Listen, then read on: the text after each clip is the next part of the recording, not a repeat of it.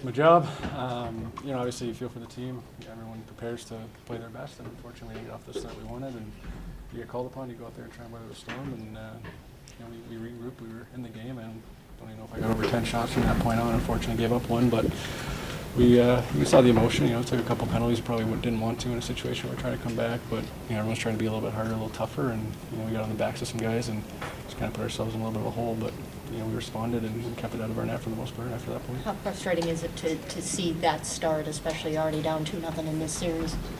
Yeah, it's not where you want to be, but we were a resilient group. We've come back. I went in against Minnesota. We rallied all the way back, I think 5-1 or something like that. Went to overtime.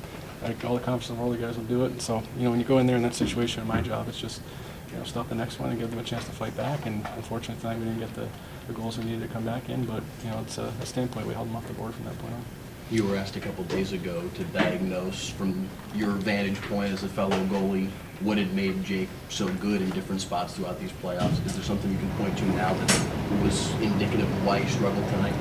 No, I think they made some elite shots and some elite plays. I think you got a screen on the one that beat them kind of back to the middle of net. Maybe that's when you think his body's a little bit more there than what you want to. You shift. He's 6'5". That guy goes short side, which was probably the shot he should have taken.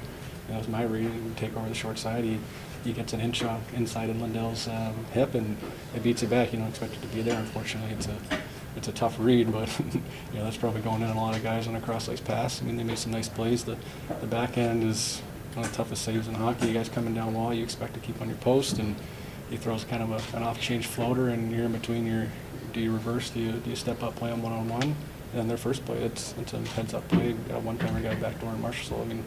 He's scoring that on all 64 of us in this league. So you break it down that way, it happens, and that's it's a testament to our team. We got to be a little more dialed as a group. But I'm not worried about that kid. Are you getting more comfortable in playoff hockey? Yeah, it's another game. I think the first time in Seattle, I wanted to make a big impact and got a little lost in a couple early ones. But you almost build it up to more in your head than what it actually is. After you get out there, especially with home ice and our crowd, it's a little bit more they're on your side than Wedgewood you suck chance. But sometimes that just comes off as Wedgewood you rock in my mind. So obviously the more you get out there, the easier it is to play. It was a while between the St. Louis at the end of the year and then the first one in Seattle. But each time I've gotten in there, I've obviously been more confident and just play my game. It's all I can do.